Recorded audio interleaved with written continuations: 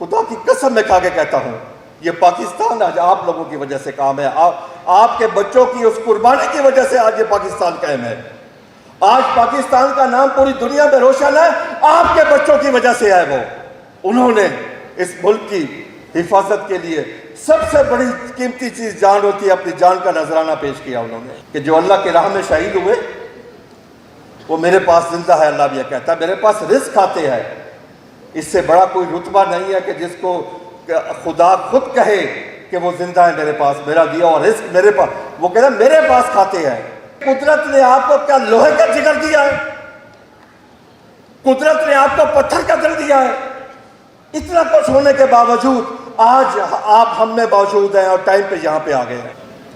اور جب بھی اس ملک میں مشکل وقت آیا، وہ سیلاب آیا، وہ زلزلہ آیا،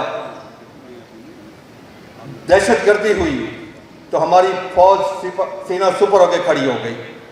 انہوں نے مقابلہ کیا، 17 سال دہشت گردی کے خلاف جنگ لڑی۔ جب زلزلہ آتا ہے تو اس ملبے میں کون داخل ہوتا ہے؟ ہمارے جوان جاتے ہیں اس میں بھی۔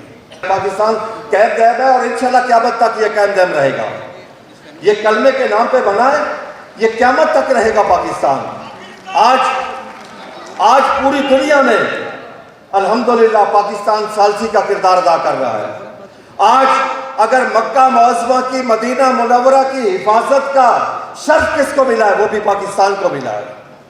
یہ ہمارے لیے باعث فخر ہے۔ فوڈ سیکورٹی کسان، بارڈر سیکورٹی جوان، ایکول ٹو خوشحال مضبوط پاکستان۔ اگر ہمارا فوجی بھائی بارڈر پہ کھڑا ہو کے پاکستان کی حفاظت کرتا ہے، 26 کروڑ عوام کی حفاظت کرتا ہے، تو یہ کسان اپنے کھیت میں کھڑا ہو کے ہل چلا کے اس کی فوڈ سیکورٹی کی حفاظت کرتا ہے۔